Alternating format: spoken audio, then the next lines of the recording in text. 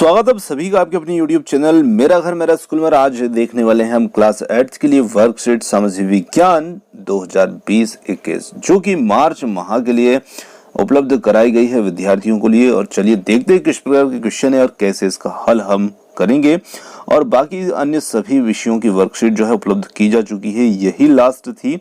तो चलिए देखते हैं। फर्स्ट क्वेश्चन था यहाँ पर, इसमें असहयोग आंदोलन क्यों चला गया, इसके प्रमुख कारण लिखिए। तो ब्रिटिश सरकार के द्वारा युद्ध के दौरान किए गए वादों से मुकरना, रोलेट एक्ट के द्वारा भारतीय जनता पर तरह तरह के प्रतिबंध लगाए गए, जलियांवाला बाग हत्याकांड हुआ, खिलाफत का प्रश्न था।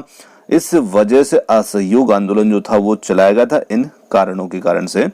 और भी कारण थे परंतु यहाँ पर जगह इतनी थी, उतने ही कारण यहाँ पर लिख दिए गए हैं। अगला प्रश्न है यहाँ पर, भारत आने वाले साइमन कमीशन का विरोध क्यों हुआ। तो देखिए, साइमन कमीशन का विरोध का प्रमुख कारण था कि किसी भी भारतीय को साइमन कमीशन का सदस्य नहीं बनाया जाना, ये सबसे प्रमुख कारण था। चलिए बढ़ते हैं अगले क्वेश्चन की ओर। गांधी जी की दांडी यात्रा का उद्देश्य क्या था।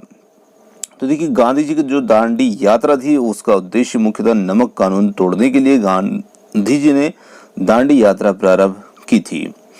अगला क्वेश्चन है, आजाद हिंद फौज का गठन किसके द्वारा किया गया और स्वतंत्रता प्राप्ति में आजाद हिंद फौज का क्या योगदान था। तो देखिए, रास बिहारी बोस की पहल पर कैप्टन मोहन सिंह ने ब्रिटिश सेना के उन भारतीय सैनिकों को जिन्हें जापानी ने पकड़ लिया था मिलाकर भारत की स्वतंत्रता के लिए आजाद हिंद फौज की स्थापना की और सुभाष चंद्र बोस ने इस फौज में नई जान फूकी। और ये सभी जो आजाद हिंद फौज के सदस्य थे, इन्होंने अपने भारत की स्वतंत्रता के लिए खून का एक एक कतरा बहाने की शपथ भी ली और अपना योगदान भी दिया। और इसी प्रकार से तुम मुझे खून दो मैं तुम्हें आजादी दूंगा नारा भी इस फौज का प्रमुख नारा था। आगे अगला क्वेश्चन है, यहाँ पर दिए गए मानचित्र में निम्नलिखित को दर्शाइए। यहाँ पर मानचित्र दिया है और इसमें हमें यहाँ पर जो शब्द दिए हैं इन्हें इसके अंदर दर्शाना है। कैनेडियन पैसिफिक रेल मार्ग, दक्षिण पैसिफिक रेल मार्ग, कोयला उत्पादक क्षेत्र, गन्ना उत्पादक, चावल उत्पादक वगैरह वगैरह। तो ये पूरा मैप जो है आपकी बुक में दे रखा है, आप वहां पर जा करके इसको पूरे आराम से इत्मीनान से यहाँ पर आसानी से ढूंढ करके लिख सकते हैं। जैसे क्योंकि यहाँ पर आपको देखने में थोड़ी सी परेशानी होगी, इतना क्षेत्र जो है गन्ना क्षेत्र है, यहाँ जगह नहीं थी, मैंने इधर बाहर लिखा है। इसी प्रकार से कैनेडियन पैसिफिक मार्ग जो है वो यहाँ पर स्थित है। इसी प्रकार से इसमें देखेंगे कोयला क्षेत्र और चावल क्षेत्र जो दोनों लगभग एक जगह स्थित है। ये चावल क्षेत्र यहाँ पर स्थित है, ठीक है, और ये कोयला क्षेत्र है। तो आपको इसमें परेशानी हो सकती देखने में, आप बुक में से इसको देख करके आराम से पूरा कर लीजिएगा। अगला क्वेश्चन है, यहाँ पर संयुक्त राष्ट्र गठन का मुख्य उद्देश्य क्या था। अंतर्राष्ट्रीय शांति सुरक्षा बनाए रखना और विभिन्न राष्ट्रों में समान मानव अधिकार तथा आत्मनिर्णय के सिद्धांतों पर आधारित मैत्रीपूर्ण समन्वय स्थापित करना, ये इसके गठन का मुख्य उद्देश्य था। अगला क्वेश्चन है, संयुक्त राष्ट्र की संस्था विश्व स्वास्थ्य संगठन का क्या कार्य है। तो देखिए, विश्व स्वास्थ्य संगठन स्वास्थ्य से संबंधित ही कार्य को करेगी और लोगों को मानसिक स्वास्थ्य और शारीरिक स्वास्थ्य में सुधार करना इसका मुख्य उद्देश्य। इस प्रकार से इसका उत्तर लिख सकते हैं। इसकी स्थापना जो है 1948 में हुई है। बात करते हैं अगले क्वेश्चन की, संयुक्त राष्ट्र सुरक्षा परिषद के गठन की प्रक्रिया लिखिए। क्या भारत इसका सदस्य है। तो सुरक्षा परिषद संयुक्त राष्ट्र संघ का सबसे महत्वपूर्ण अंग है और ये विश्व की सुरक्षा शांति की देखभाल करती है। इसमें 15 सदस्य होते हैं और ये सदस्य दो प्रकार के होते हैं, स्थायी और अस्थायी सदस्यों के रूप में।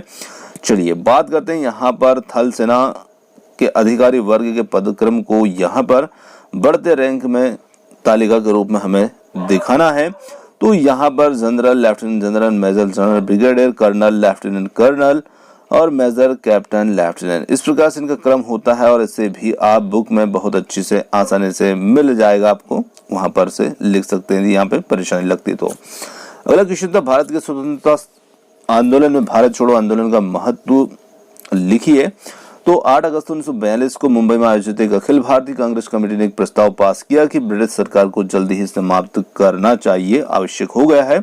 और गांधी जी ने भी यहाँ पर करो या मरो का नारा दिया और हर जगह सुनाई देने लगा, और जिससे आंदोलन ने और भी उग्र रूप धारण कर लिया और सबने एकजुट एक साथ आंदोलन को प्रभावी बनाया।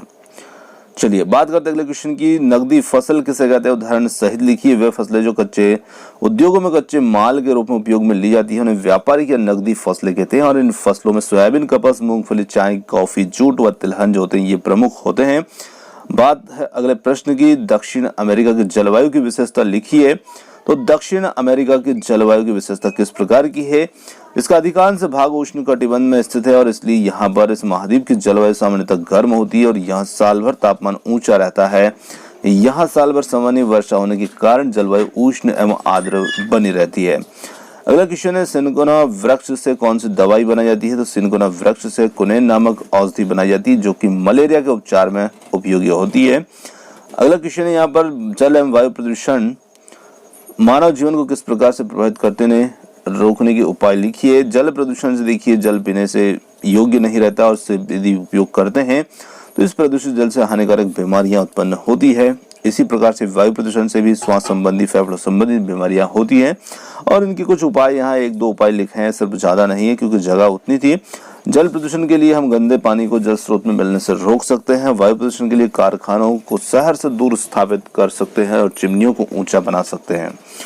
अगला क्वेश्चन है, वैश्वीकरण से क्या आशय है? इसका समाज पर क्या प्रभाव पड़ता है? तो देश और लोगों के बीच में व्यापार, पूंजी निवेश, यात्रा, पर्यटन, खेलकूद अन्य प्रकार की माध्यमों से जो विभिन्न अंतर्क्रियाएं होती है उन्हें हम वैश्वीकरण कहते हैं। और इसका जो लाभ होता है, महत्व होता है, इसके कारण पूंजी का प्रभाव बढ़ जाता है और अंतर्राष्ट्रीय व्यापार और उत्पादन में वृद्धि होती है। इस प्रकार से इसका महत्व होगा। अगला फिर यहाँ पर क्वेश्चन जो है प्रोजेक्ट कार्य के रूप में मैप दिया है जो कि दक्षिण अमेरिका का है और यहाँ पर एंडीज पर्वतमाला, अमेजन, पैंटागोनिया, सेंट जॉर्ज की खाड़ी और ब्राजीलियन उच्च भूमि वगैरह वगैरह को इसमें दिखाना है। तो देखिए यहाँ पर जो नाम, जिस अंक पर इनका नाम है वही अंक मैंने यहाँ पर लिखे हैं। आप इस प्रकार से ना लिखें, आप उनका नाम जरूर लिखें क्योंकि आपके पास वर्कशीट है। तो यहाँ पर जैसे 8 नंबर लिखा है तो 8 नंबर का मतलब समझ जाइएगा कि 8 नंबर जो है ये कोटोपैक्सी की चोटी है। इसी प्रकार से 4 नंबर है, जैसे यहाँ पर 4 नंबर लिखा है तो 4 नंबर वाले स्थान पर आप देख सकते हो 4 नंबर पे नाम लिखा है, यहाँ पर टिटिकाका झील है। तो अमेजन नदी को तो यहाँ पर नदी के एक सिंबल से ही यहाँ पर प्रदर्शित कर दिया है। 9 नंबर है, 2 नंबर है, 5 नंबर, 6 नंबर। इस प्रकार से आप यहाँ पर किसी जगह पर इनका नाम लिख दीजिएगा और इस प्रकार से हमारा जो वर्कशीट का कार्य है वो समाप्त हो जाएगा। वर्कशीट आपका वीडियो आपको कैसा लगा कमेंट्स करके जरूर बताइएगा और वीडियो पसंद आया तो वीडियो को लाइक, शेयर और चैनल को सब्सक्राइब करना ना भूलिएगा। आपने समय दिया उसके लिए बहुत बहुत धन्यवाद। थैंक यू सो मच और मिलते हैं जल्द ही एक और नए किसी अगले वीडियो के साथ। धन्यवाद।